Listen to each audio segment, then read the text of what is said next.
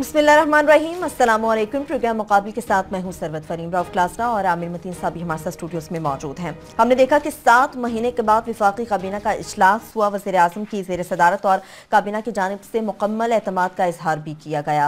हमने ये भी देखा कि अपोजिशन में भी आपस में तकसीम नजर आती रही, मगर पीपल्स पार्टी में कुछ ज्यादा ही तकसीम नजर आई।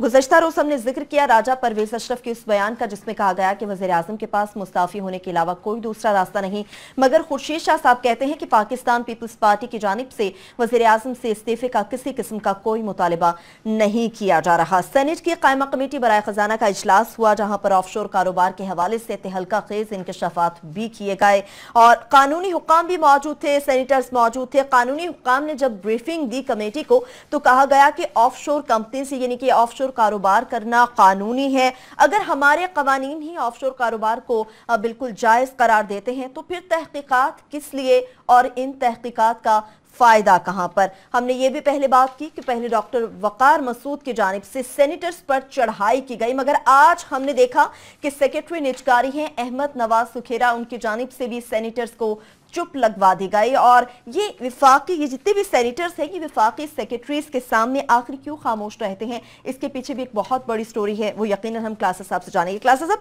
आज हमने देखा जब आप इजलास भुगताने के बाद वापस आ रहे थे बड़े डिप्रेस थे, इस बारे में आपसे जानेंगे तो जरूर कि आप इतने डिप्रेस क्यों थे। मगर आमिर मतीन साहब, आज मैं आपकी तरफ आऊंगी। हमने देखा विफाकी काबीना का इजलास हुआ, मुकम्मल एतमाद का इजहार किया गया वज़ीर आज़म पर।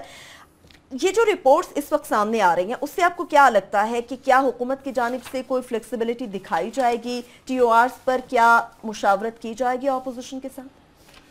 मैं एक ठंडी आह से ना ये इब्तदाइया कर रहा हूँ कि ये 2013 से सिलसिला शुरू हुआ, अब 2016 हो गया है और इस पे मैं गौर कर रहा था इस नहज पे ये कैसे पहुंचे नून लीग वाले नवाज शरीफ साहब कि आज 7 महीने बाद जिस तरह आपने फरमाया कि कैबिनेट की मीटिंग हुई और एक बड़े क्राइसिस सिचुएशन में वो भी कि अभी ये नहीं पता है कि ये क्या आइंदा आने वाले दिनों हफ्तों में क्या होगा। लेकिन आमिर मतीन साहब, जब अपने खानदान पर बात आई है जाती बिना के ऊपर भी 7 महीने के बाद ये इजलास ज्यादा 7 महीने में भी जो ज्यादा एजेंडा नजर आ रहा है उसका एक मेजर चंक जो था वो भी जाती उस पर मैंने कहा ना क्राइसिस की सूरत में ये हुआ है। 2013 में जब नवाज शरीफ साहब आए थे तो एक बड़े बड़े दावे किए गए थे कि जनाब हम 3 महीने बाद हर कैबिनेट मेंबर को बुलाएंगे, उससे परफॉर्मेंस रिपोर्ट लेंगे, जिसकी ठीक होगी उसको रखेंगे, बाकियों को बाहर निकाल देंगे। उसके बाद तमाम बड़े इदारों पे एक हमने बड़ा आला किस्म का बैरट का निज़ाम बनाया और हर इदारे के अंदर जो चीफ होगा वो बड़ा ही आला और बड़े आला तरीके से चूज किया जाएगा, वो लगाया जाएगा। और भी बड़े बड़े दावे, बिजली ठीक हो जाएगी, लॉ एंड ऑर्डर ठीक हो जाएगा। अब हाल ये है कि 7 महीने बाद ये कैबिनेट बुलाई जा रही है। हमें पता है कि पार्लियामान में वज़ीर आज़म बिल्कुल नहीं जाते, पार्लियामानी बिल्कुल पार्टी एग्जिस्ट ही नहीं करती, लोग आते हैं नहीं आते हैं। ब्यूरोक्रेसी के अंदर 160-50 बंदों को बाईपास करके एक ब्यूरोक्रेसी का इंचार्ज है, सो ब्यूरोक्रेसी के अंदर भी एक बड़ी डीमोरलाइजेशन है। ओवरऑल गवर्नमेंट का जो नक्शा 3 साल बाद आता है, उभरता है, वो कोई इतना अच्छा नहीं है कि ये एकदम उसकी वजह से ये क्राइसिस में आए हैं और अपनी ही गलतियों की वजह से लार्जली इसके अंदर किसी और को ये कसूरवार ठहराएं तो ये कोई तुक नहीं बनती, अपने ही हैं। अभी सिचुएशन क्या है कि अभी ये जो सारा पैनामा लीक्स के अंदर भी जिस तरह हैंडल कर रहे हैं चालाकियों से, गिमिक्स से कि जनाब ये इस अखबार में ये खबर लगवा दी कि जनाब ये क्या मजाक है कि जनाब नवाज शरीफ साहब का देखिए उसके अंदर नाम नहीं है। भाई साहब बच्चा पाकिस्तान के को अब ये पता चल गया है कि जनाब उनके बच्चों के नाम हैं और 1992-93 में वो बच्चे इन पे डिपेंडेंट थे, इनको डिक्लेयर करना चाहिए था। सो इनडायरेक्टली सही नाम तो उनका है कि यही इस चीज पे विक्ट्री के निशान बनाए जा रहे हैं और कॉलिंग करके एक दूसरे को मुबारकबाद दी जा रही है और ली जा रही है। आपको भी कॉलिंग मुझे भी कॉलें आई हैं कि देखा हमने नवाज शरीफ साहब का नाम, भाई साहब ऐसे नाम नहीं निकलेगा। इस वक्त जो है डेडलॉक है और आइंदा आने वाले दिनों में ये जो हो रहे हैं डेडलॉक ये है कि ये इन्होंने अपने टीओआर खुद ही बना के पेश कर दिए हैं और अपोजिशन ये मान नहीं रही है। अब आगे आइंदा वाले दिनों में एक फैसला किस चीज से होगा? फैसला होगा शो ऑफ पावर। सड़कों पे आ गई बात, 1 मई को वो बड़ा सा जलसा निकाल रहे हैं, पता नहीं कितने और आगे निकालेंगे। साथ में अकाउंटेबिलिटी का उधर से मिलिट्री की तरफ से भी बयान आ गए, उन्होंने अपने जर्नैल भी निकाल दिए। सो ये प्रेशर हो रहा है। हमने ये प्रेशर पहले भी देखे हैं कि इस प्रेशर के अंदर जो है ना वो इंसान से गलतियां होती है और मैं इस वक्त इमेजिन कर सकता हूँ तो नवाज शरीफ साहब की जो सिचुएशन होगी टेंस, लोग बता रहे हैं कि आईबी की रिपोर्ट जो है वो ज़्यादा एक्टिव हो जाती है, लोगों के रऊफ क्लासेस साहब के फ़ोन ज़्यादा टैप करने की कोशिश करेंगे, आपके भी करने शुरू कर देंगे कि आप अपनी अम्मी से क्या रात को बात करती हैं, वो भी आएगा। सारा नेशनल सिक्योरिटी खत्म हो गई। इस वक्त जो हुकूमत ने परफॉर्मेंस अपनी मेहनत करनी थी प्ला प्ला चीज़ों पे, वो खत्म हो गई। सारा फोकस आगे घूम फिर के इस पे आ रहा है और इस पे कोई इनको समझ नहीं आ रही कि इसमें से निकलना कैसे है। सही सही। और जो कि आम आदमी जो सड़क पे पूछ रहे हैं वो आपको बता देगा कि जनाब इसमें से निकलने का यही तरीका है कि आपने जो 4 महीने बाद करना है कि एक ऐसा कमीशन बनाना पड़ेगा, इस तरीके से बनाना पड़ेगा कि जिससे सबकी तसल्ली हो। इसमें से बच नहीं सकते। जितना वक्त ज़ाया करेंगे, जितना ज्यादा ये बहाम क्रिएट करेंगे, टेंशन करेंगे, ये उस क्राइसिस में ये फंसते जा रहे हैं। तो ये आज की कैबिनेट उसका बिल्कुल अक्कासी करती थी कि ये बिल्कुल ये हमने 1990 की दहाइयों में भी देखी है कि कैसे गवर्नमेंट कई दफ़ा उसके पीछे बिल्कुल ऑफ कोर्स एस्टैब्लिशमेंट का एफर्ट होता था, मगर कई दफ़ा आपकी अपनी इतनी इनसिक्योरिटीज हो जाती हैं, आप खुद इतने डर जाते हैं। और खास तौर पर इस दफ़ा अल्हम्दुलिल्लाह जो नवाज शरीफ साहब के इर्द गिर्द जो मशीरान है एक से एक बढ़ के है, एक से एक जो है ना वो कोई चापलूसी करने वाला है, कोई डराने वाला है, तो उनकी नींदें तो उड़ गई हैं। उसी में वो गलतियां कर रहे हैं और आइंदा भी गलतियां करते हैं। सही। क्लासेस साहब सेनेट की कायमा कमेटी बराए खजाना के इजलास की तरफ तो जाएंगे, लेकिन मैं आपसे जो मैंने बात की आमिर मतीन साहब से और जिस तरह से इन्होंने बात की कि कमीशन एक ऐसा ही बनाना पड़ेगा जिस पर सबकी तसल्ली होगी, सब मुतमिन हो सकेंगे, लेकिन यहाँ पर तो ऐसा महसूस होता है कि ऑपोजिशन के साथ मुशावरत नहीं की जाएगी। मैं उस पर बाद में आऊँगा कि आज कमेटी से मैं जो कुछ सुन के आया हूँ जी, और दोपहर के बाद मैं थोड़ा सा डिप्रेस हूँ।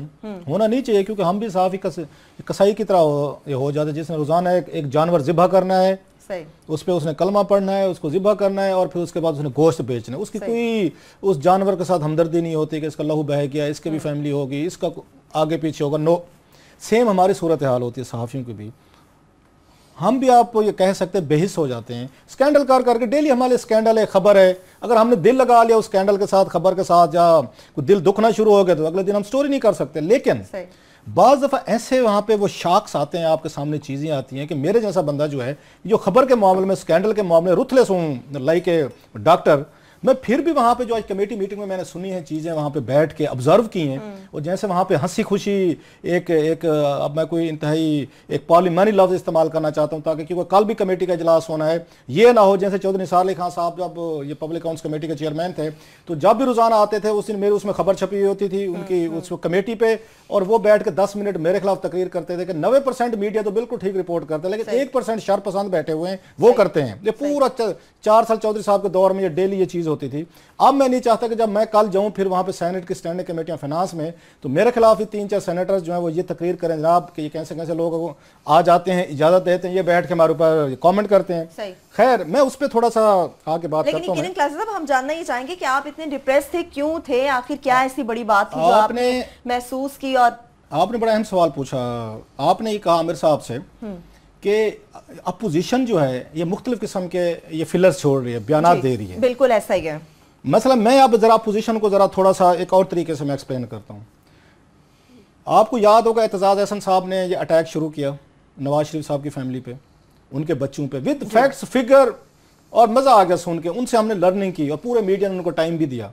उसके वजह से मैंने यहाँ प्रेडिक्शन की थी इसी शो में, जब ये बिल्कुल टॉप पे जा रहे थे, टॉप टॉप, तो मैं कि जनाब अब इनका टाइम फौरन आ जाएगा, इनके नीचे से क्लीन खींच लिया जाएगा, और जरदारी सब खींच लेंगे, उनका क्लीन भी खिंच गया।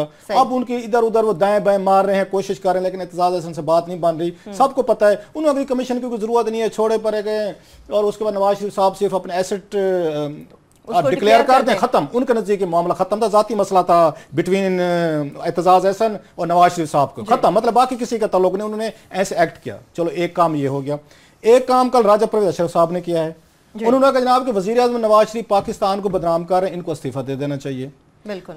अभी तीसरा बयान आज आपने पढ़ा है खुर्शीद शाह साहब का गोल कहते बिल्कुल नहीं। अच्छा, खुर्शीद शाह साहब पे जो अगर बयान को आप इसको मिला के पढ़ें, जैसे जी हम आइन समझाते हैं ना कि आइन की फलां आर्टिकल नंबर 4 की बई, उसकी शिक जो है जेली शिक नंबर 3 A B C को मिला के पढ़ें तो ये इंटरप्रिटेशन होती है। सही। मैं वही काम करने की कोशिश कर रहा हूँ कि खुर्शीद शाह के बयान को जरा मिला के पढ़ें, जो चौधरी निसार अली खान साहब ने इन पर इल्जामात लगाए थे कि अपोजिशन लीडर जो है हमसे गलत काम लेता है, हुकूमतों से गलत काम लेता है, फेवर्स लेता है, मतलब उन्होंने इन पर करप्शन के इल्जामात लगाए। बल्कि राना तनवीर साहब थे मेरा ख्याल, उन्होंने भी लगाए, शायद शेख आफ्ताब साहब भी थे। तो जब आपका पोजीशन लीडर तो है वो तो उनका हुकूमत का तो ब्लैकमेल होते हैं, ये चौधरी साले खान साहब बड़ा क्लियरली कह रहे हैं। ये 3 हो गए। चौथी अपोजिशन का अगर आपने ब्रेक नहीं लेनी, छोटी सी चौथा एक और बहुत बड़ा काम है जो सेनेटर आज हमारे मेहरबान सलीम मांडवी वाला साहब ने किया है। आज उन्होंने पनामा लीक्स पे बहुत बड़े अपने एक अजीज को लेके आए थे, वकील साहब को, महमूद मांडवी वाला साहब को। उनका नाम वैसे छुपाने की उन्होंने बड़ी कोशिश की, वो खैर उन्होंने मुशाहिदुल्लाह ने वहां पे पूछ लिया, अपने उसको लेके आए थे वहां पे कमेटी मीटिंग में ब्रीफिंग देने के लिए। और सेनेटर्स को कहा है, लास्टली सेनेटर्स को कहा है कि इनकी ब्रीफिंग से आपने परेशान नहीं होना, इनकी ब्रीफिंग सुनकर खुश होंगे। मैं ब्रेक के बाद आके आपको बताऊंगा कि वो कौन सी ब्रीफिंग थी जिसको सुन के हुकूमत भी खुश, अपोजिशन भी खुश। साहब ये सारी सूरत पर तो बात करेंगे, जिस तरह से आपने महमूद मांडवी वाला से मुतालिक बात की, और आज हम कुछ ये भी बताएंगे कि पहले सेनेटर्स को वकार मसूद की जानिब से चुप लगवाई गई, लेकिन आज के हमने इस इजलास में देखा कि सेक्रेटरी निजकारी हैं अहमद नवाज सुखेरा साहब, वो किस तरह से सेनेटर्स पर चढ़ दौड़े, इसके पीछे क्या कहानी वो आप तक शेयर करेंगे, आपको बताएंगे। छोटी सी ब्रेक के बाद हमारे साथ रहेगा।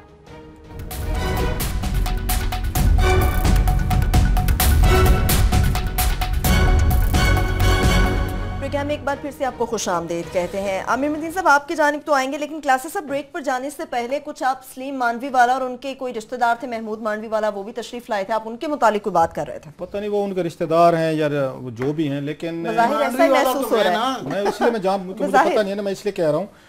तो जब आज जो उस एजेंडा आइटम थे बड़े अहम थे 2-4, तो खैर उस पर उन्होंने जब कहा कि मैंने एक आपको ब्रीफिंग दिलवानी है, मांडवी वाला साहब ने कहा पनामा लीक्स पे जी, तो उस पर मुशाहिदुल्लाह साहब जो हैं, जो उनके नए नए मेंबर बने हैं, तो उन्होंने एतराज़ किया, जो उसको नवाज लीग के सेनेटर हैं, उन्होंने कहा जनाब कि इसकी क्या ज़रूरत है आपको यहाँ ब्रीफिंग दिलवाने की। उन्होंने एतराज़ उनका ये ख्याल था शायद मुशाहिदुल्लाह का कि ये कहीं पे पीपल्स पार्टी के चेयरमैन है ना, क्योंकि उनका ताल्लुक मांडवी वाला साहब को पीपल्स पार्टी से है, तो वो ये थोड़े से उस पर वो एक आप कह सकते अलर्ट हुए कि कहीं कोई ये ना हो नवाज शरीफ साहब और उनकी फैमिली के खिलाफ ना शुरू हो जाए। तो मांडवी वाला साहब ने बड़ा मैनी खेज उनको जुमला का, उन्होंने कहा नहीं मुशाहिद साहब आप परेशान ना हो, इनकी ब्रीफिंग सुन के आप बड़े खुश होंगे। आप परेशान ना हो, इनकी ब्रीफिंग सुन के आप खुश होंगे। बिल्कुल खुश होंगे। वो खैर उन्होंने दिल पे हाथ रखा, मुशाहिदुल्लाह ने, उन्होंने कहा चलें शुरू करें, क्या उनका सांस लिया उन्होंने। जब ब्रीफिंग खत्म हुई, यकीन करें सबके चेहरे मुस्कुरा रहे थे, सब बड़े एट ईज थे। अगर कोई डिस्टर्ब थे, मैं शर्तिया कह सकता हूँ, जो जर्नलिस्ट बैठे थे साइड लाइन्स पे, जिन्होंने वो ब्रीफिंग सारी सुनी, एवरीवन वाज डिस्टर्ब कि इस मुल्क को कैसे यहाँ पे आमिर साहब तो कहते हैं बनाना रिपब्लिक, इसके लिए कोई नया आपको लफ्ज ढूंढना पड़ेगा। बनाना बहुत छोटी चीज है कि जितना यहाँ पे कारोबारी आपके इंटरेस्ट जो है पॉलिटिक्स के साथ मिक्स हो गए हैं। मैं कोलंबियाना रिपब्लिक कहना शुरू कर दिया है, वो बेहतर है। पैब्लो एस्कोबार की सीरीज देखने के बाद वो आपने ठीक किया सर, वही बनती थी। मैं आपको बड़ी मोटी मोटी चीजें बताना चाहता हूँ, 3-4 जो बड़ी अहम है, जो मेरा ख्याल है, मेरे अगेन मादरत के साथ अगर कि मुझे लगता है मैं बैन होने वाला हूँ इस कमेटी से, क्योंकि जो चीज़ें मैं बताने वाला हूँ प्लीज़ बताएं। मैं ये चाहता था कि हमारे सेनेटर जो हैं इस ब्रीफिंग के बाद उन्हें कुछ रिएक्ट करना चाहिए था। ये मुल्क आप इसको कैसे चला रहे हो और ये कैसे चलेगा, ये उसमें एक इंकशाफ किया गया है। मतलब ये था जो ब्रीफिंग महमूद मांडवी वाला साहब ने दी, जो लॉ फर्म को किसी को वो रिप्रेजेंट करने आए थे, रिलैक्स करने आए थे सेनेटर्स को, पीपल्स पार्टी को भी और नवाज लीग को, डिस्टर्ब ना, परेशान ना हो, वी आर हेयर, हम again we will take care of everything, और सब कुछ लीगल है। लीगल कैसे हुई है? ये तमाम कारोबारी जो हैं मोस्टली जो आपकी उसमें सेनेट स्टैंडिंग कमेटी में बैठे हैं, इनमें मोस्टली जो है 70-80% जो बिजनेसमैन हैं। अच्छा, यानी कारोबारी हैं, बचाने के सारे बैठे हुए कारोबारी हैं। सेनेट ऑफ पाकिस्तान में मोस्टली कारोबारी लोग आए हुए हैं, मोस्टली, सारे तो नहीं है, साफ ज़ाहिर है, मोर देन 50% कारोबारी, हर एक बिजनेस इंटरेस्ट है। लिहाजा कोई किसी को कन्फ्रंट नहीं करता, कोई नहीं पूछता कि लॉ कैसे बनाया गया था। मसलन एक लॉ पाकिस्तान में एग्जिस्ट करता है, दुनिया का कहीं से मुझे दिखा दें ऐसा लॉ के तहत नवाज शरीफ साहब ने बनाया था 1992 में। अब आप इसकी कड़ियां मिला सकते हैं कि पनामा लीक्स आज की नहीं है, ये 30 साल पहले से इनके जहन में थी, प्लान था इनका। ये इन्होंने 1992 में जनाब ये एक लॉ पास किया गया था, जुलाई 28, 1992। इस लॉ के तहत जो इन्होंने पास फरमाया, ये लिख दिया गया है, आपके सामने भी उस पर स्क्रीन पे भी आ जाएगा, कि जनाब जो पाकिस्तानी हो, गैर मुल्की हो, जितने पैसे चाहे डॉलर्स वो पाकिस्तान में ले आए, चलो ले आने पे तो किसी को एतराज नहीं होना चाहिए, नहीं डॉलर्स, लेकिन जितने यहां से ले जाना चाहते हैं वो भी ले जा सकते अंडर द लॉ। यानी कि अपने लिए ग्राउंड पहले से तैयार किया जा रहा था। अब जरा इस पे गौर फरमाते हैं जरा। अब आपको जो मैं आपको उस मजीद चीजें बताने वाला हूं, जो सुन के हम सब डिप्रेस हुए कि ये कैसा कानून है। तो किसी ने पूछ लिया, उन्होंने कहा ये जरा एक्सप्लेन करें। तो वकील साहब जो मेरे कानून आए हुए थे, महमूद मांडवी वाला साहब जो आए हुए थे, उन्होंने फरमाया जनाब कानून के तहत आप कोई यहाँ पे अपना खोल लें, एक ये फॉरेन करेंसी अकाउंट खोल लें, उसमें बेशक उन्होंने तो नहीं कहा, लेकिन उनकी इंटरप्रिटेशन थी, $10 अरब भी यहां से आप उसमें डाल दें उस अकाउंट में, उसी को चुपके से आप दुनिया के किसी दूसरे मुल्क में उसी बैंक के जरिए ट्रांसफर करवा लें, no question will be asked, ये कानून है। ठीक, ये अयान अली, बल्कि उसने कहा, ये मांडवी वाला साहब ने चुपके से लुकमा दे के चुप करके उन्होंने कहा अयान अली का नाम लेके थे, वो उसको भी इसी कानून के तहत छोड़ा गया है।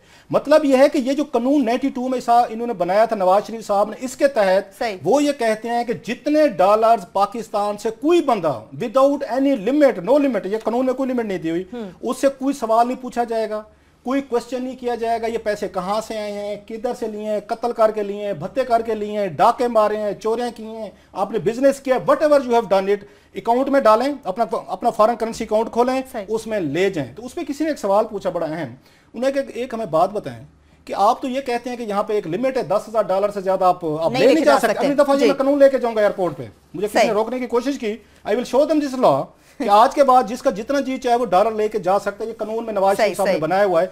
उसने कहा जी $10,000 जो है उस पर तो रोकते हैं। उसने कहा $10,000 से अगर ज्यादा ले जाने हैं तो फिर क्या करते हैं? उन्होंने कहा जनाब कि अगर $5 मिलियन लेके जाने हों तो स्टेट बैंक ऑफ पाकिस्तान आपको अलाउ कर सकता है कि $5 मिलियन आपने बाहर ट्रांसफर करने हैं, आप कर सकते हैं। तो किसी ने पूछा जी $5 मिलियन से ज्यादा ट्रांसफर करने, अगर इजाजत ना ली जाए क्लासेस साहब तो क्या? नहीं सुनिए आगे उसका, वो ये कहते हैं कि अगर $5 मिलियन से ज्यादा पैसे हमने बाहर भेजने हो लीगली, तो जवाब आया जनाब उसके लिए ईसीसी की आपको इजाजत लेनी पड़ती है। इसहाक डार साहब उसको प्रेसिडेंट करते हैं, जो भी फाइनेंस मिनिस्टर है।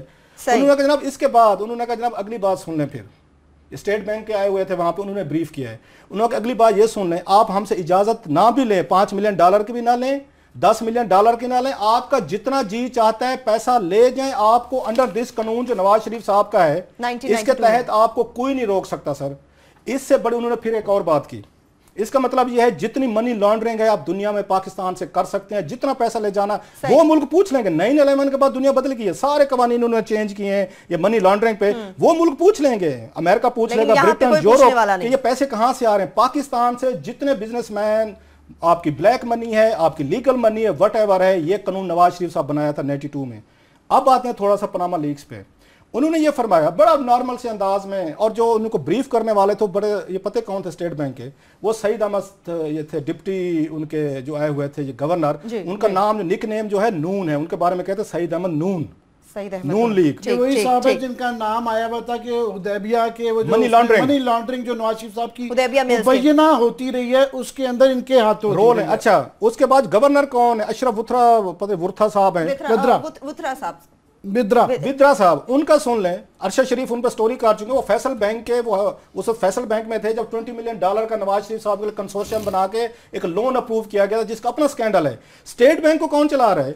वो लोग जो स्कैंडल में मुलविस रहे हैं। डिप्टी भी गवर्नर भी रहा है, गवर्नर स्टेट बैंक भी रहा है। आज वही ब्रीफिंग दे रहे थे, मनी लॉन्ड्रिंग पे हमें समझा रहे थे कि कोई कानून बनाने की आपको जरूरत ही नहीं है, कोई कानून है नहीं मौजूद। और आखिर पे उन्होंने फरमाया, लंबी डिबेट हो गई, उन्होंने कहा जनाब पनामा लीक्स पे कुछ भी निकलना, वकील साहब ने कहा क्यों कि ये जो कमीशन बना रहे हैं ये कुछ भी कर ले, ये कहीं से इसको इंफॉर्मेशन नहीं मिलेगी, क्योंकि दुनिया में सिर्फ 5 मुल्क हैं जिनके साथ पाकिस्तान की म्यूचुअल उनके साथ असिस्टेंस है। वापस आकर इस पे बात कर बड़ी चीजें अभी इसमें बिल्कुल हम यकीनन हम ऐसे में डिप्रेस होकर नहीं आएगा। जिस मुल्क में ये कानून बन जाएगा जितने अरब डॉलर आप ले जाना चाहते हैं ले जाएं, ऐसा कानून दुनिया में मेरा ख्याल है अपना गैर कानूनी काम करने के लिए पहले से इस गवर्नमेंट की जानिब से 1992 में ग्राउंड तैयार किया गया। 1993 से हमने देखा कि ऑफशोर कंपनीज के हवाले से मुख्तलिफ मालूमात आती रही, और ये भी ऐसा महसूस हो रहा है क्लासेस सब की बातों से कि शायद पाकिस्तान में पनामा लीक्स की तहकीकात अब मुमकिन नहीं है। और कुछ करप्शन से मुतालिक भी बात करेंगे, पनामा लीक्स के साथ ये सारे मामला जुड़े हैं। एक ब्रेक लेंगे, वापस आएंगे, हमारे साथ रहिएगा।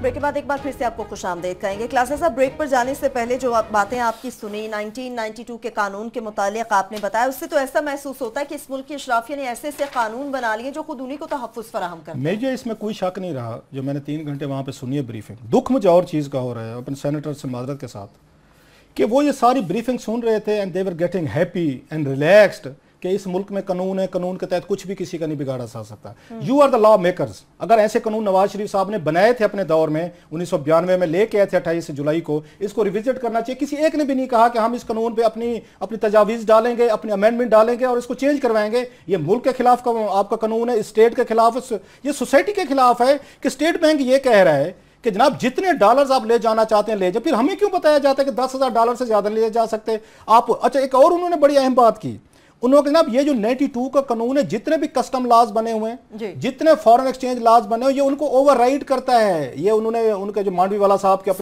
अपनी फर्म के एक आए थे और जिन्होंने रिलैक्स किया सेनेटर्स को कि जी कुछ नहीं होना, उनको मैं इसलिए नहीं ब्लेम करता जो लायर्स आए हुए थे, उनका काम था, उन्होंने एक्सप्लेन किया। उनका ये कहना था कि उनसे किसी ने पूछा ये जो कमीशन बनाया गया इससे क्या निकलेगा, उन्होंने कहा हुजूर कुछ नहीं निकलना। And then he came out with very shocking disclosure.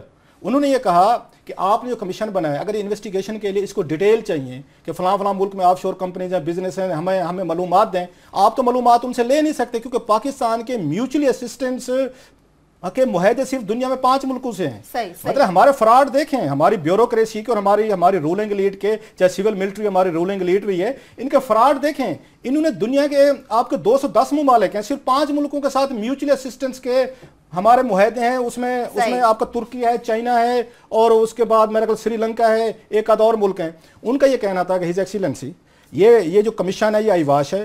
Reason, आप जिस मुल्क को कहेंगे कि हमें फलां इसकी प्रॉपर्टी की डिटेल चाहिए, कमीशन कहेगा, वो कहेगा सॉरी हम क्यों दें आपको, हम नहीं दे सकते, हमारे आपके साथ म्यूचुअली असिस्टेंस कोई हमारे साथ एग्रीमेंट नहीं है। इंडिया की मिसाल दी है उन्होंने बड़ी, अगेन क्योंकि हम पाकिस्तानी बड़ा इंडिया के साथ मैच करने की कोशिश करते हैं ना, उन्होंने कहा इंडियंस को देखें क्योंकि इंडियन प्राइम मिनिस्टर इन्वॉल्व नहीं है ना, इंडियन प्राइम मिनिस्टर की फैमिली इन्वॉल्व नहीं है। उन्होंने वहां पे एक मुआहदा किया है इंटरनेशनल लेवल पे, जो पाकिस्तान जिसका सिग्नेटरी नहीं है, साइन नहीं किया इन्होंने।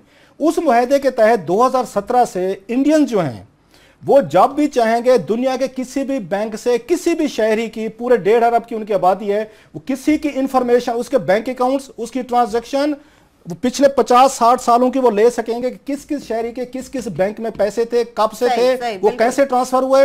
इंडिया को सितंबर 2017 से वो फैसिलिटी मिल जाएगी। क्यों? उन्होंने मुआहदे कर लिए, सारे स्विस भी आ जाएंगे, दीगर भी आ जाएंगे।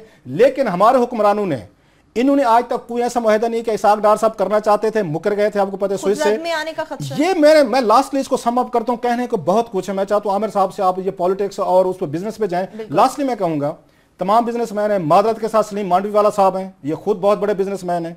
इनकी कमेटी में जो बैठे हुए हैं 70% से ज्यादा लोग बिजनेसमैन हैं। और मुझे मोहसिन अजीज साहब जो हैं वो खुद बहुत बड़े बिजनेसमैन है। 2 दिन से मैं मोहसिन अजीज साहब को देख रहा हूं, बिल्कुल मुंह पे उन्होंने एक उसकी लगाई हुई है, एक पट्टी लगाई हुई है, पीटीआई की है। पीटीआई भी कारोबारी बिजनेसमैन को उठा के ले आइए जो हर सवाल से पहले ये सोचते हैं कि आगे जो बंदा बैठा है ये मुझे कितना फायदा नुकसान दे सकता है। इस तरह का अगर आप अपनी पॉलिटिक्स चलाएंगे, इस मुल्क को चलाएंगे कि खुश होते रहेंगे कि इस मुल्क में कोई कानून भी नहीं है, इस मुल्क में ऑफशोर कंपनीज का भी बना सकते हैं। उसने कहा ऑफशोर कंपनी बड़ा एक नॉर्मल सी बात है भाई। अगर कहते हैं मामूल का कानूनी कारोबार, अब ये मामूल का कानूनी कारोबार है, दुनिया पागल हो गई है। फिर आइसलैंड के वजीर आज़म इस्तीफा दे गया, उसके बाद उसके आप देख लें वहां पे डेविड कैमरॉन के खिलाफ 1.5 लाख बंदा निकला, पार्लियामेंट में आ गया। सो ये बिजनेस पॉलिटिक्स के साथ इन्होंने मिला दिए। और मांडवी वाला साहब जो है मादरत के साथ इनका अपने बहुत सारी डीलिंग वीलिंग है जो क्वेश्चनबल हैं। इन पे 10 करोड़ रुपया खुद इन्होंने बैंक लोन राइट ऑफ उसमें करवाया हुआ है। इस्लामुद्दीन शेख साहब कमेटी में बैठे हुए थे जिन्हें नैब ने सजाएं दी हुई हैं, जिन्होंने कर्जे माफ करवाए शुगर मिल्स के। सो ये सारे लोग बिजनेस इंटरेस्ट इकट्ठे हो गए, बैठे हैं, हैप्पी थे, खुश थे। मुल्क आपको लूट रहा है, पैसा यहां से फ्लाई कर रहा है, आपने कवानीन अपने आप को प्रोटेक्ट करने के लिए बना रहे हैं। Everybody was happy. और मांडवी वाला साहब आज का ग्लैडिएटर बने हुए हैं। जब खुद फाइनेंस मिनिस्टर थे इनकी ऐसी चीजें हमने निकाली थी कि बंदे हैरान हो गए। बात उनसे पूछो। डिप्रेशन की वजह तो हमने जान ही ली, पता चल गया। अभी आपने पॉलिटिक्स और इसकी बात की है कि कारोबार किस तरह से। अच्छा आमिर मतीन साहब, सियासत और कारोबार ये मिक्स कैसे हो गए? कारोबार यहाँ पर सब नजर आता है लेकिन सियासत कहीं पे नहीं है। मैं थोड़ा सा क्लास साहब की ना सादगी पे थोड़ी सी मुझे आ रही थी कि ये हमेशा से ये कोई नया इंकशाफ नहीं था कि ये इन्होंने ये कानून बनाए हुए हैं और ये पैसे बाहर जा रहे हैं, बल्कि नून लीग हर हुकूमत में जब आती है तो ये एक नाजायज़ पैसे को जायज़ करने की वो जो वाइटनिंग स्कीम्स जिसे कहते हैं हर दफ़ा लेके आते हैं। और ये चल रहा है सिलसिला, बिल्कुल सही कह रहे हैं। सिर्फ ये है कि आज सेनेट में कमेटी में जिसका उस तरह ओपनली बरमला इजहार किया गया है और इसको थोड़ा सा प्रोपेगेट हुआ है। प्रोपेगेट भी सिर्फ क्लासेस साहब को इसके अंदर स्टोरी नजर आई है तो ये इतने ज़्यादा अफसुर्दा है। ये इतनी बड़ी स्टोरी है मगर आपने मीडिया पे चेक किया कि किसी जगह नहीं है, किसी टेलीविजन नहीं है। कुछ इस वजह से कि ये थोड़ा सा टेक्निकल है, दूसरा लोगों को कईयों को इदराक नहीं है। मगर ये 20-30 साल से तो ये वाला 1992 का कानून है कि जिसके जरिए जितने मर्जी पैसे आप बाहर ले जाएं, और जिस तरह उन्होंने फरमाया कि ये कस्टम एक्ट सारे उसको ओवरराइड करता है, कोई पूछ दूछ नहीं है। 2 चीज़ों का मैं समझता हूँ फ़र्क है। एक ये है कि ऐसे ही जो है ना आजकल जो कि ना तब्दीली क्या आ रही है जिसकी वजह से मैं समझता हूँ ये कोई मजाक नहीं है कि चल रहा है। ये चल रहा है सिलसिला जब से 70s के बाद से। मैं समझता हूं कि नवाज शरीफ साहब की सियासत के अंदर आमद से ये सिलसिला चल रहा है कि सक्सेसफुल ये जो नेक्सस बन गया था सियासत और बिजनेसमैन का, तो उसके बाद पाकिस्तान की हर बिजनेस फैमिली और फ्यूडल फैमिली तो पहले उनकी थी बिजनेस फैमिली के लिए ज़रूरी है कि उनके ख़ानदान का या किसी जगह रिश्तेदारों दोस्तों का कोई नुमाइंदा पार्लियामान में उनके मफाद के लिए बैठा हो, और उसके लिए वो पैसा खर्च होता है। और हमारे यहाँ वो कॉन्फ्लिक्ट ऑफ इंटरेस्ट के जो कानून है वो नहीं बनने देते। दुनिया भर में हर जगह पे बन गए हैं कि जनाब आप या सियासत कर लें या गवर्नमेंट में रह लें या अपना बिजनेस चला लेंगे, बिजनेस में सबके चल रहे हैं। ये तो हमारे यहाँ वो है ही कानून। मगर जो मैं समझता हूँ जो उम्मीद की किरण थोड़ी सी है या होप है वो ये है कि लोगों में टेलीविजन की वजह से बहुत शऊर आ गया है। ये 90s में फॉर एग्जांपल ये बहुत ज्यादा इशू रहता था मियां साहब पे कि इन्होंने 3000 LDA के प्लॉट जो है उस जमाने में बांट दिए थे। उस जमाने में वो लोगों को भूल भुला गया है। आज वो कोई दोबारा वो फाइल लेके आ जाएगा ना, दोबारा स्टोरी बन जाएगी। जो राइट ऑफ थे का जो कर्जे माफ कर दिए गए वो हर दौर में स्टोरी आती है। थोड़ी अर्से बाद रऊफ क्लासा साहब एक दिन वो उसकी कोई नई डेवलपमेंट होती है दोबारा लेके आ जाते हैं, वो दोबारा गायब हो जाती है। अब मैं समझता हूँ दोबारा वो तमाम स्टोरीज खुलेंगी और लोगों में ये जो क्लेमर आ गया है जो कि हमारी वजह से नहीं है, वो पैनामा लीक्स की वजह से आया और ये जाएगा नहीं। आपने ब्रेक शायद ले लिया, बिल्कुल आपकी बात अधूरी रह जाएगी, हम यकीनन आगे उसे पूरा करेंगे। कुछ बात करेंगे अहमद नवाज सुखेरा से मुतालिक के सेनेटर्स को उन्होंने किस तरह से चुप कराया। एक ब्रेक लेके हमारे साथ रहिएगा।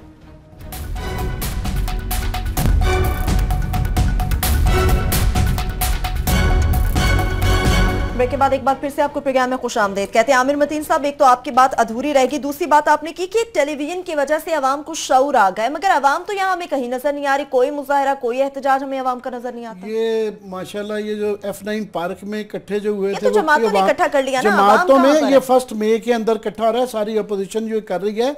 देखेंगे ये किस तरफ जाता है, मगर ये कहना कि इसके ऊपर वो नहीं है, शऊर है और ये इशू है। मैं उसमें एक सिर्फ ऐड कर दूं लास्ट ही बात कि ये बिल्कुल ठीक है कि इन्होंने कानून इस तरह के बनाए हुए हैं कि ये जा रहा है पैसा, और ये जो 18 बिलियन रेमिटेंसेस हर साल आते हैं, हर एक को तकरीबन पता है कि ये 7-8 बिलियन इन्हीं तरीके से यहीं से जाते हैं, और जब वो वापस आते हैं उनको और मराहत एग्जेम्पशंस और रिफंडिंग पता नहीं क्या क्या कुछ मिलता है। तो यहीं से पैसा जा रहा है और वहां से हर साल वापस आ रहा है, और ये हर साल हो रहा है, सबकी आंखों के सामने हो रहा है। मगर जो एक चीज है, एक और कानून भी है कि जाना तो ठीक है, आप बिल्कुल भेज देते हैं, मगर डिक्लेयर तो करना पड़ता है ना। इनकम टैक्स लॉज तो एग्जिस्ट करते हैं, ये तो बताना होता है कि जनाब ये पैसे भिजवाने के आपने तरीके रखे हुए हैं। लेकिन वो भी सही बात है कि वो इनकम टैक्स लॉज इंप्लीमेंट नहीं होते, मगर ये क्योंकि पार्लियामानी और क्योंकि वजीर आजम की फैमिली आ गई है तो अब ये इशू बन गया है कि जनाब ये इंपॉर्टेंट है। तो वो इतनी जल्दी जाने वाला नहीं है कि ये तो बताना पड़ेगा ना कि जनाब ये कैसे गए थे, कहाँ गए थे, डिक्लेयर किए या नहीं किए। और ये क्विकली जो कहते हैं उनका इस वक्त स्ट्रेटेजी ये नजर आ रही है जिस तरह के मुशर्रफ के केस में थी कि मुशर्रफ साहब चाह रहे थे सारी फौज को इन्वॉल्व कर ले ताकि बच जाए। ये भी कह रहे हैं पूरे पाकिस्तान को और 47 की हिस्ट्री से करें ताकि ये बच जाए।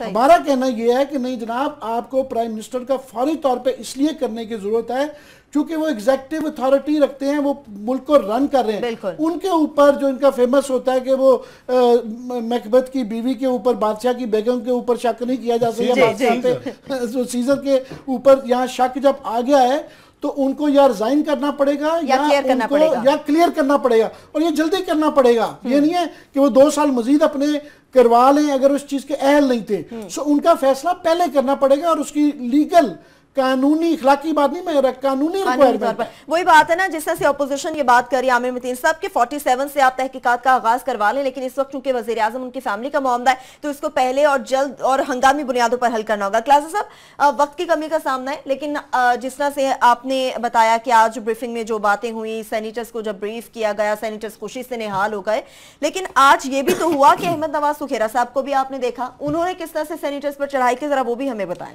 मैं वो भी बताता हूँ, मुझे इंतहाई ये काबिल एहतराम है हमारे डॉक्टर इकरामुल हक जी, बड़े अच्छे आर्टिकल्स भी लिखते हैं और इस पे इकॉनमी में बड़े खूबसूरत वो लिखते हैं, वो हमारा प्रोग्राम देख रहे हैं।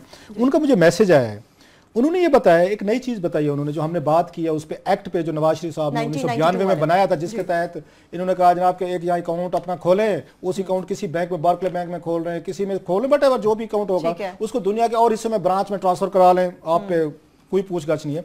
उन्होंने एक बड़ा एक उस इंटरेस्टिंग इंकशाफ किया इकरामुल हक साहब ने, डॉक्टर साहब ने, उन्होंने कहा कि ये जो एक्ट था 92 का, इसको बाद में जनरल मुशर्रफ ने 7 साल बाद 16 दिसंबर 1999 को उन्होंने ये चीज जो आज हमने आज देखी है, नोट की है, इसको जनरल मुशर्रफ के नोटिस में लाया गया। उन्होंने फौरी तौर पर रोक दिया था कि पाकिस्तान से जो पैसा बहर जाएगा रेमिटेंसेज के नाम पे, आउटवर्ड रेमिटेंसेज, वो नहीं जा सकेंगे। उसमें से उन्होंने ये जो इम्यूनिटी मिली हुई थी हर एक को, उन्होंने उसमें पाकिस्तानियों की इम्यूनिटी उन्होंने विड्रॉ कर ली थी।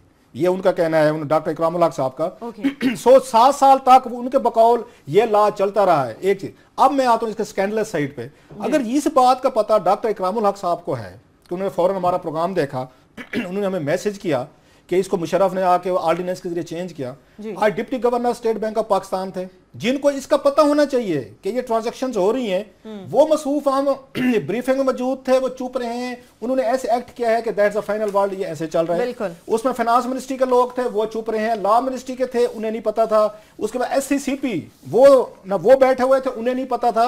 सो वो ये कहते हैं कि नहीं, चेंज आई थी। हम इसको दोबारा कंफर्म भी कर लेंगे। सवाल ये है कि अगर ये चेंज आई थी, 7-8 साल तक कितना पैसा यहां से फ्लो हुआ है। ये अरबों डॉलर की प्रॉपर्टी जो अब आपको नजर आ रही है ना ऑफशोर कंपनीज के, कि उन्होंने जिन्होंने बनाना था, पैसा शिफ्ट करना था, 7-8 साल मजे किए, किसी ने मुशर्रफ को बताया, उसके बाद इन्होंने जाके उसमें आके चेंजेस की कि पाकिस्तान नहीं कर सकते, बैरून मुल्क कर सकते हैं। एक और SCCP वाले ने वहां इंकशाफ फरमाया, उन्होंने ना पाकिस्तान में 190 कंपनीज तो ऑलरेडी ऑफशोर हैं जो ये मकामी कंपनियों के साथ मिलकर बिजनेस कर रही हैं। उसमें कोई ये परेशानी नहीं है। जो मेरा रोना था, जिससे मैं डिप्रेस हूं, जितने रेगुलेटर्स हैं वो सारे के सारे इनके साथ मिलकर, स्टेट बैंक का डिप्टी गवर्नर जो है जिसने ब्रीफिंग दी है, वो मनी लॉन्ड्रिंग में उसमें इल्जाम है उस पर। उसके बाद जो स्टेट बैंक का गवर्नर है, उस पे ये फैसल बैंक से रिलेटेड लोन देने का नवाज शरीफ साहब को है। SCCP जिसका काम है रेगुलेट करना, वो कहते हैं जी ये कोई बात है, हमारे यहाँ तो 196 कंपनी काम कर रही है। इंट्रोडक्शन करके ये कहना चाहता हूँ कि क्रास साहब, हम जो रोना रोते रहते हैं कि ये मुल्क इन्हीं लोगों को जो आप बैठ रहे थे ना, बोले नहीं है, इनको ठेके पे दे दिया गया है। जिस तरह आगे कह रहे थे कि 7 महीने बाद कैबिनेट की मीटिंग हुई है और हम और आप डिस्कस करते रहते हैं कि सारे फैसले ECC के जरिए सागदार करते हैं, जो 40 ऑर्गेनाइजेशनें भी चलाती हैं और कैबिनेट को अप्रूवल की एग्जम्पशन भी ले ली हुई है। सो मुल्क ये ऐसे ही चल रहा है कि ये नेक्सस हो गया है कि तमाम ये मफाद परस्त टोला वहां पे बैठा हुआ है, वो अपने अपने मफाद के लिए बैठा हुआ है। को बदनामी ना करें। ये हमने रूल्स, ये जो हम कहते हैं रिग्ड पार्लियामेंट हो गई है, ये रिग्ड सिस्टम हो गया है, वो यही कहते हैं। और ये जमहूरियत के खिलाफ बात नहीं कर रहे, ये हम जमहूरियत को स्ट्रेंथन करने की बात कर रहे हैं कि यार आप रूल्स ऑफ गेम चेंज करें। इलेक्शन कमीशन को कम से कम जो इलेक्शन लड़ रहे हैं, 62-63 की जो कंक्रीट क्लॉज है, उसकी खिलाफी क्लॉज नहीं कि जो बंदा 20 लाख से ज्यादा कर्जा वापस नहीं किया वो नहीं लड़ सकता। उसके बाद ये टैक्सेस नहीं देते वो नहीं लड़ सकते। सिर्फ दलिया, और मैं समझता हूँ इलेक्शन कमीशन इन रूल्स को कर ले तो शायद कोई बेहतर क्राउड आ जाए, वरना नहीं आएगा। वरना वही लोग आएंगे जो ये इसको प्रोटेक्ट कर रहे हैं सिस्टम को। एक सर अब आपने वो कर दिया, मैं जरा उसमें, क्योंकि बहुत सारी बातें कहने को, हम कल भी इसको फॉलो करेंगे, इसमें बहुत बड़ी स्टोरीज है इसमें जो आज वहाँ गुफ्तगू हुई है। उसमें एक आज रिपोर्ट पेश की है वहाँ पे, उसमें स्टैंडिंग कमेटी के सामने पेश हुई, जिसमें मैं उन पे आता हूँ सुखेरा साहब पे, वो नाराज हो गए थे। उसमें कामिल अली आगा साहब ने लिख दिया अपने रिपोर्ट में कि ये प्राइवेटाइजेशन कमीशन जो है, इन्होंने एक अदद क्रिमिनल नेग्लिजेंस की है हैवी इलेक्ट्रिकल कम्प्लेक्स को सेल करने के हवाले से। उस पे जनाब वो सुखेरा साहब जो हैं वो तप गए। उन्होंने कहा जनाब हमारी कोई ऑनर होती है, हमारी डिग्निटी होती है। वो सेक्रेटरी हैं आजकल, अहमद नवाज सुखेरा साहब जो है ना, वहाँ पे उनका जुबैर साहब के साथ वो सेक्रेटरी हैं, वो बड़े गुस्से में आ गए, तप किया और उन्होंने ऐसी चढ़ाई की सेनेटर्स पे। हमने परसों देखा था डॉक्टर वकार ने की थी, अब इन्होंने कर दी है। उसमें मैं आपको छोटा सा इंकशाफ करता, जो डिटेल में कल दे दूंगा अगर वो इसमें नहीं है। इंकशाफ ये है कि जो आज सरदार अहमद नवाज सुखेरा साहब DMG अफसर जो है, आज उन्होंने कहा जी मुझे क्रिमिनल नेग्लिजेंस हमारे इदारे को किया, इट्स इंसल्ट। इनको मैं याद दिला दूं कि आपको उस वक्त इंसल्ट नहीं हुई थी जब आप सलमान तसीर के सेक्रेटरी थे गवर्नर के, और आपने, मैं आपको एड्रेस भी दे देता हूं, आपने तहसील खानेवाल में जनाब आपने वहां पे 200 कनाल यहाँ पे एग्रीकल्चर लैंड सरकारी अलाट करवा ली थी। आपको उस वक्त रिएक्ट करना चाहिए था DMG के अफसर साहब, कि आप उस वक्त रिएक्ट करते कि 200 कनाल सेक्रेटरी टू गवर्नर होते हुए आपने चुपके से खामोशी से अलाट करवाई। आज सेनेटर्स पे चढ़ गए कि जनाब के मेरे बारे में कामिल अली आगा ने ये क्यों लिख दिया है कि हमसे क्रिमिनल नेग्लिजेंस हुई है। आप शुक्र करें आप सुखेरा साहब इस मुल्क में हैं जहां पे सारे गैंग अप हुए हैं, कोई किसी को कह नहीं सकता, पकड़ नहीं सकता। अदरवाइज तो जो आपने अलाटमेंट करवाई थी ना 200 कनाल की, ये उसकी ये खानेवाल में और गवर्नर सलमान तसीर साहब की सपोर्ट से करवाई थी, आप पे तो बहुत बड़ा केस बनता था, आप क्रिमिनल से आगे की चीज थी। जुमला ऐड कर दूंगा, सेंस ऑफ ऑनर होती ना तो 150वें नंबर का बंदा प्रिंसिपल सेक्रेटरी बनके इनका बॉस बना हुआ है तो ये रिजाइन सारे कर जाते। फौज में अगर ये होता सारे कोर कमांडर रिजाइन करके घर चले जाते। अगर 150वें नंबर का मेजर जनरल के लेवल का 21वें ग्रेड का बंदा चीफ ऑफ आर्मी स्टाफ लगा देते, या कोई ये ब्यूरोक्रेसी में सीनियर ब्यूरोक्रेट 22वें ग्रेड का चीफ सेक्रेटरी लगे हुए हैं, वो भी उससे सीनियर हैं, वो सूबों में बैठे हैं, कोई नहीं बोलता, कोई नहीं बोलता। सारा मामला आमिर मतीन साहब, रऊफ क्लासा साहब, ये सारा मामला ऐसा है कि ये बहस तलब है और इंशाल्लाह कल भी इसके ऊपर पूरी नजर रखेंगे, फॉलो अप देंगे आपको। और अहमद नवाज सुखेरा से मुतालिक क्लासा साहब मजीद भी बात करना चाहते थे, वो भी आप तक पहुंचाएंगे। इसके साथ ही प्रोग्राम अपने इख्तिताम को पहुंचता है। अपना बहुत सा ख्याल रखिए, खुदा हाफिज।